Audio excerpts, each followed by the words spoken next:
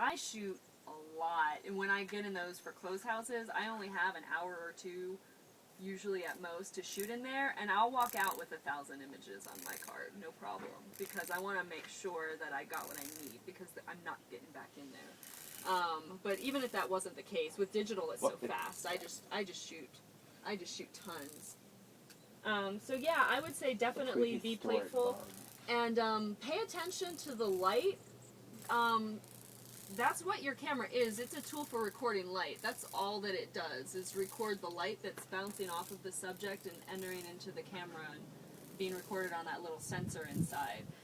And just be aware, if you guys, I don't know if you have any photo experience, really clear skies like this can make your images seem sort of boring because the contrast is really super high and you'll get these crazy overexposed images because so much light is hitting whatever you're photographing and bouncing off of it.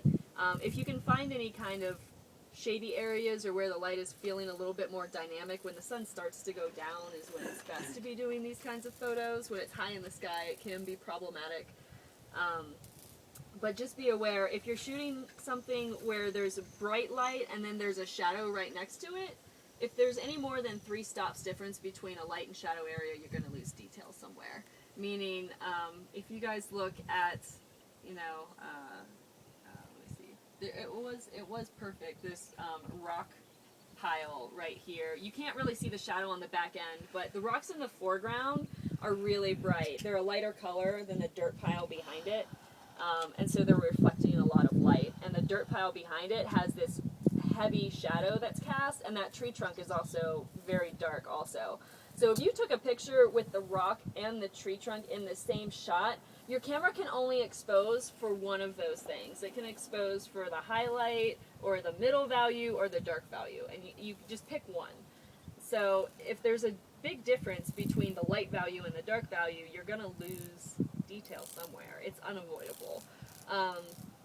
So I would say if you're shooting digital, go for exposing the brighter parts better, because in digital, if it turns white and you lose that information, it's gone forever. You would have to do some heavy photoshopping to try to feed it back in.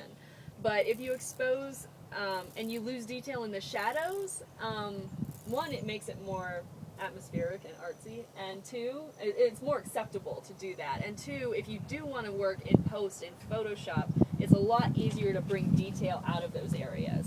But once something turns bright white in your camera, it's gone, and you can't get it back. It out. Almost. Yes, yeah, exactly. Because it's, I mean, we can see everything, and our eyes adjust to our settings so quickly, but the camera can't do that. It has its limitations, and that's definitely one of them.